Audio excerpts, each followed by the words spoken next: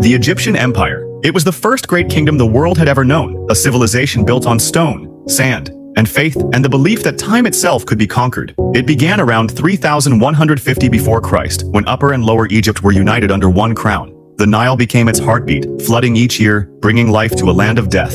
And from that rhythm, an empire was born. They called their rulers pharaohs, gods in human form, who believed they could rule not only the living but eternity itself. Every monument they built, every tomb they carved, was a promise to the afterlife. They didn't build for decades, they built for forever. By the New Kingdom, Egypt reached its golden age. Pharaohs like Thutmose III, Amenhotep III, and Ramesses II led armies beyond the sands, conquering Nubia to the south and Canaan to the north. Temples rose toward the sky, and the gods, Ra, Osiris, and Amun, seemed eternal. But even eternity has a weakness. Inside the temples, priests began to rival kings. Corruption spread through palaces. The Nile's floods, once so faithful, grew uncertain. Harvests failed and faith faltered. Then came Akhenaten, the heretic pharaoh. He abandoned Egypt's ancient gods for one, the Aten, the sun itself. For a moment, he believed he could reshape eternity. Instead, he broke the foundation of his own empire. After his death, his name was erased, his city abandoned, and his faith forgotten. By the time of Ramesses III, Egypt was fighting on every front, against invaders,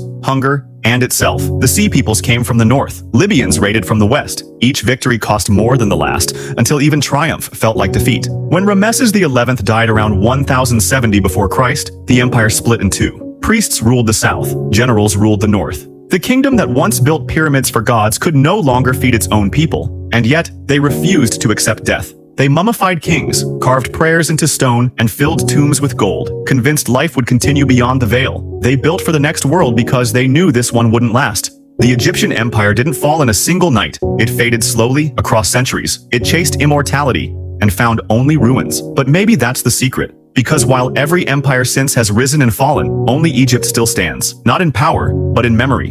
The Roman Empire. Rome wasn't built in a day, but it fell in slow motion. It began as a dream in the dust, a small kingdom by the Tiber River that would one day rule the known world. Founded, they said, by brothers raised by a wolf, Romulus and Remus. Its origins were half myth, half prophecy. But the legend became real. Through discipline, ambition, and the promise of eternal glory, Rome rose from a humble village into an empire that would shape the next 2,000 years. By the 1st century, Rome had become the beating heart of civilization. Its roads stretched for 50,000 miles, binding together more than 70 million people. Its armies marched with precision. Its laws defined justice, and its architecture reached for the heavens. The Colosseum, the aqueducts, the marble forums, they weren't just monuments. They were proof that Rome believed it was eternal. Under Augustus, the first emperor, came the Pax Romana, 2 centuries of peace and prosperity. Trade flourished, cities glowed with art and knowledge, and from Britain to Egypt, the eagle of Rome cast its shadow. To the world it seemed unstoppable, an empire blessed by the gods. But even gods cannot stop decay. Wealth bred corruption, senators sold their loyalty, emperors rose and fell, some murdered by their own guards before sunrise.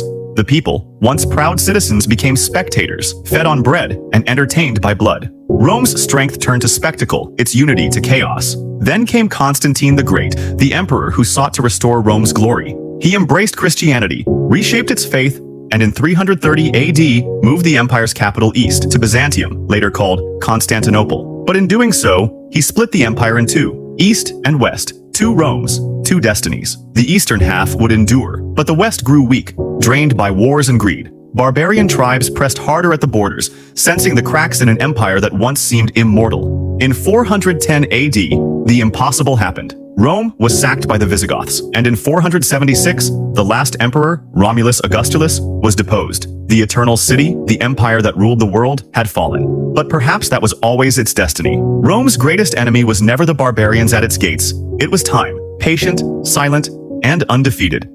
The Mongol Empire. An empire isn't always born from stone and cities. Sometimes it rises from the wind and dust of endless steppes.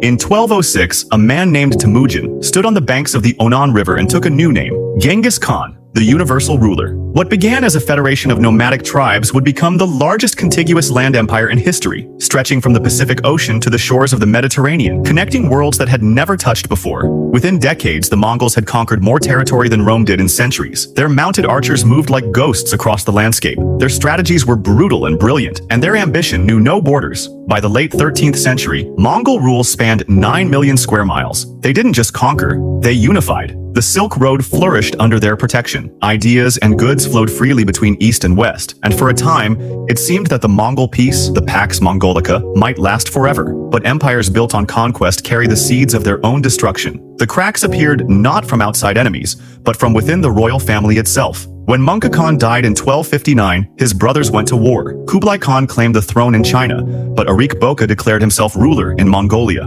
Civil war erupted. The empire that had been forged by one man's vision began to splinter under the ambitions of his grandsons. By 1294, when Kublai died, the Mongol Empire had fractured into 4 separate khanates, each pursuing its own path, its own identity. And then came something no army could defeat: the Black Death. The plague swept through the empire in the 1340s, killing millions, severing trade routes, and plunging the khanates into chaos. In China, the Mongol rulers grew distant from the people they governed. They never understood the agricultural heartland they controlled, never truly connected with Chinese civilization. Peasants revolted, not at first as nationalists, but as desperate farmers crushed by taxes and neglect.